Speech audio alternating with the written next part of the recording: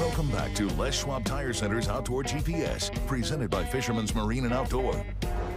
Welcome back, everyone. We're continuing with that Chevy Silverado Tech Tip of the Week. I just went over the reason as to why I would use a sliding setup, bobber dogging, and I only do that out of my sled. I do not do it from the bank. A couple of years ago, I had some issues with my arm.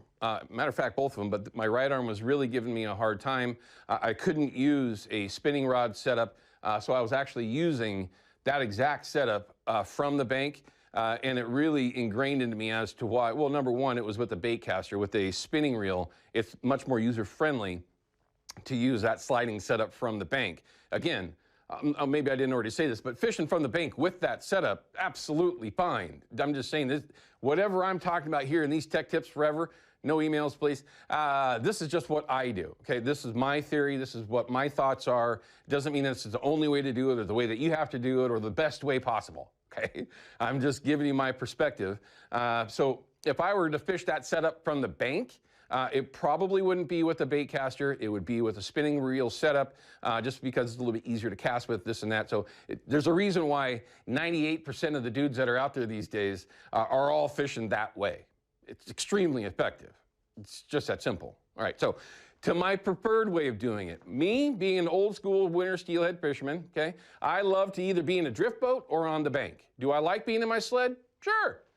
You can cover plenty of ground, right? You can get to different spots. You can fish places that you can't from the bank. I mean, there's a lot of advantage. You can go up and down the river, right? It's really, really nice.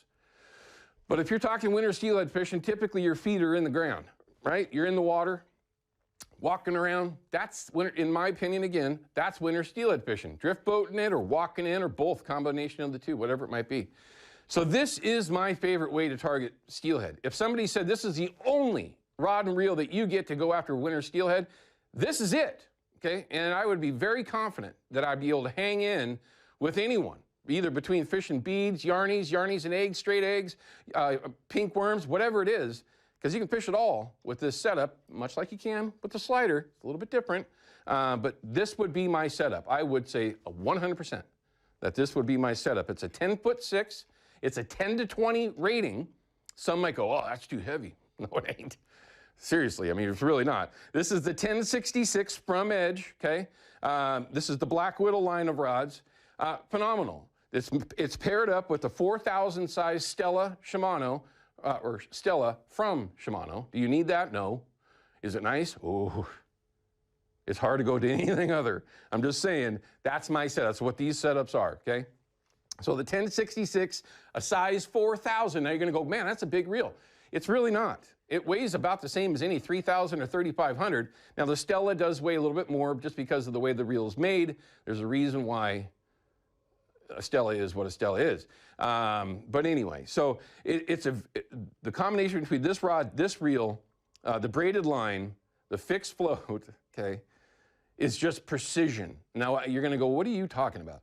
Well, with that fixed float, when you're making your cast, I have on my line, and you can stay right there, Alan, you don't have to move at all.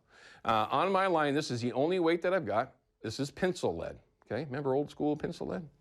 Right here, okay? Just old school pencil lead. Don't really even know what it weighs. It's about 1.25 inches long. It's the 1/4 inch size of pencil lead. It slid right onto my main line.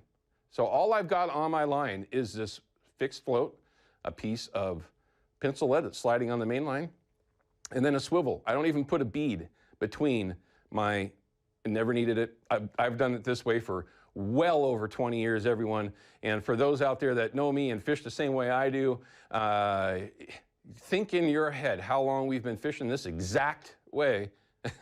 Never had any trouble. So it is a phenomenal way to rig up, and the advantages from the bank are that your lead gets your bead, bait down, whatever it is, instantly. It's one of the advantages, I should say. With a sliding setup, it takes a little bit of time. No matter what weight you have on there, it takes a little bit of time for your gear to get down into the zone, either on the bottom or letting it chandelier. A lot of times when I'm fishing this way with this setup, you know, we certainly do drag. That's why you see with this lead, it's mushroomed out up on top because it's dragging along the bottom. But a lot of times I will set this up where we have always called it chandeliering, or if you are suspending your beads or whatever, let them tick along the bottom or even above the bottom. Okay, it is certainly a very effective way, and he's already telling me to break. You said 40, man. It's 39. We're going to cut to a break. When we come back, we're going to pick up where we are right now, from the rigging, from the float to the lead to the swivel. We'll talk about, again, why this is such an advantage. We'll be right back in a minute. Outdoor GPS is brought to you by Terra Firma Foundation Systems. We keep homes safe, dry, and stable. By Yakima Bait, steeped in tradition, innovation, and fishing success. And by Procure Bait Sense, ruthlessly effective.